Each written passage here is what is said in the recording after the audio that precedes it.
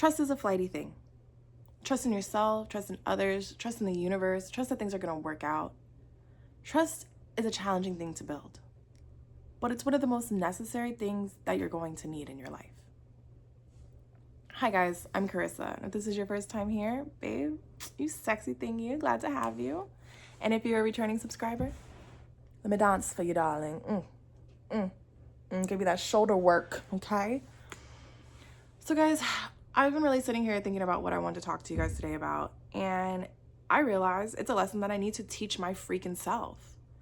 I need to have trust, and not just trust in myself, but trust in the universe and the world around me.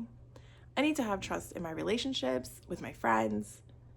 I am an anxious girly, and my anxiety makes me very untrusting because I'm constantly analyzing if someone could be lying to me.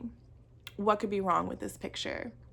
Because I am not the most trusting in this sense because I've got burned.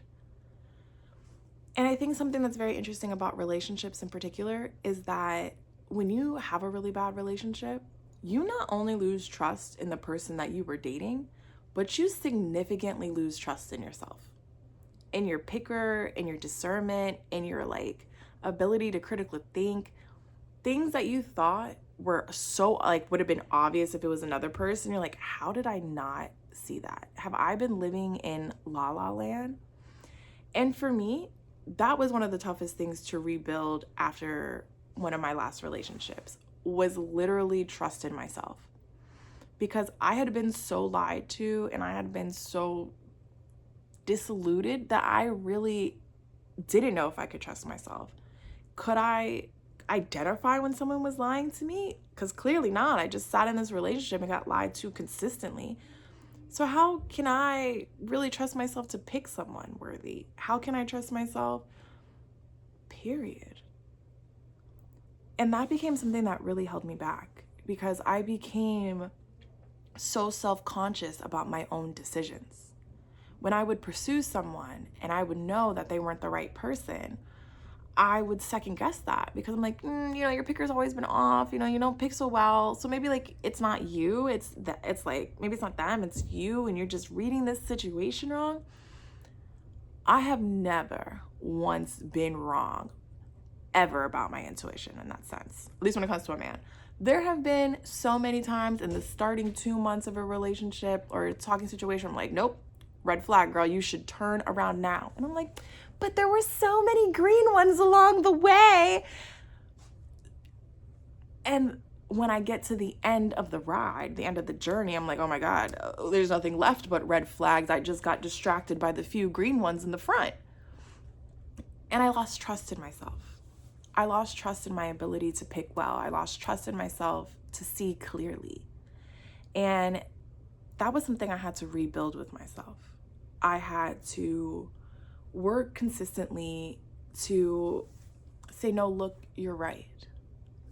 And a lot of time being right took being in pain. If you guys watched my story about love isn't enough, one of the big things that I realized is that someone can feed you everything, tell you all these pretty stories, but if they're not taking action and you're not getting what you truly need from something, you have to trust yourself that you're recognizing this. And you're not pretending or saying oh no, everything's okay, or the reverse, everything's not okay, when it really is because of your anxiety or something. You have to keep building positive situations and you have to keep trying. And that's the hard thing about trust, is that you're not gonna build it, you're not gonna get it from being sheltered. You're not gonna get it from not trying again. Unfortunately, trust is only built when you try again. If you're in a relationship and that person cheated on you and you've decided you're going to rebuild this relationship, it's not gonna do you any good to not trust this person again. You cannot go through their phone every night when they come home. You cannot stay up till 2 a.m. worrying if they're cheating on you.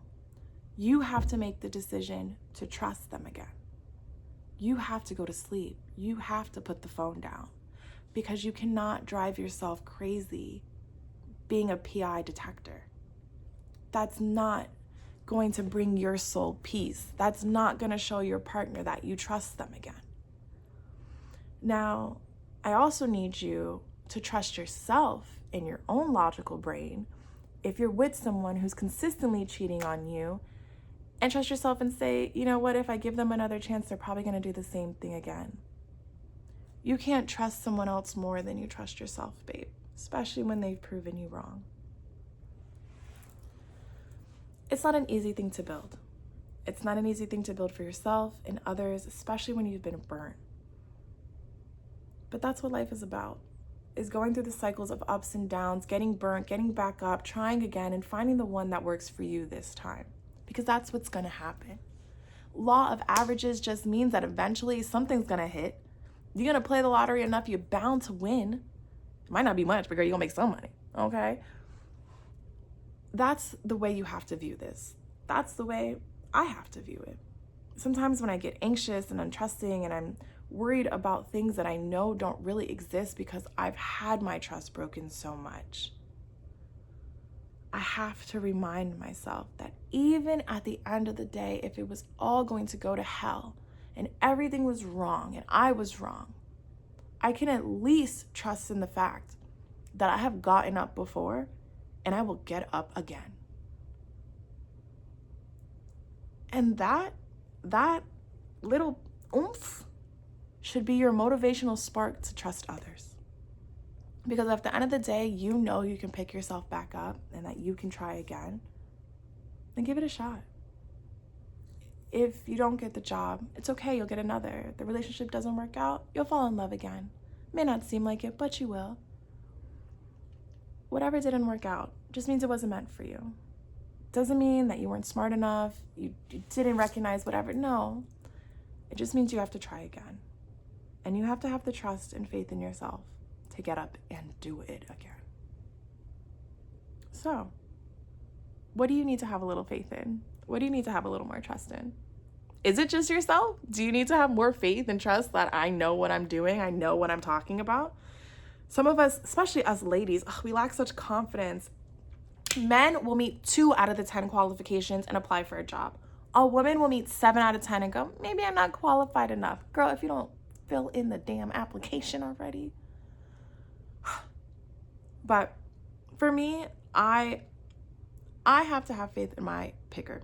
I have to have trust in my own decisions, that I know what I want and that I can go out there and get it because I've gotten everything else I want. What about you, babe? So, like I said, if you haven't heard it today, don't forget, you are loved, cared for, and thought of by me and all my Funko Pops. Yeah, they're thinking about you. Even Dumbledore's cute little self over there. He's actually my favorite one, guys. And some... You know what? That's what I'm going to start. I'm going to start telling you guys a Funko fact about me. So my first Funko fact is that I actually have 7 different Funko Pops. And I started this collection for no reason. There was not some deep spiritual reason. I didn't get gifted one from a cousin one day. No. I just walked by and was like, oh, she's really cute. I started with Disney princesses. And then it just grew and grew and grew. So now we're at 107. And I'm hoping by the end of this year to honestly be around 200 because now I have the space for them to grow and I'm super excited about them. So these are my little babies. One day they will be Lily's and she will not care about them at all, but that's not the point. All right, bye guys.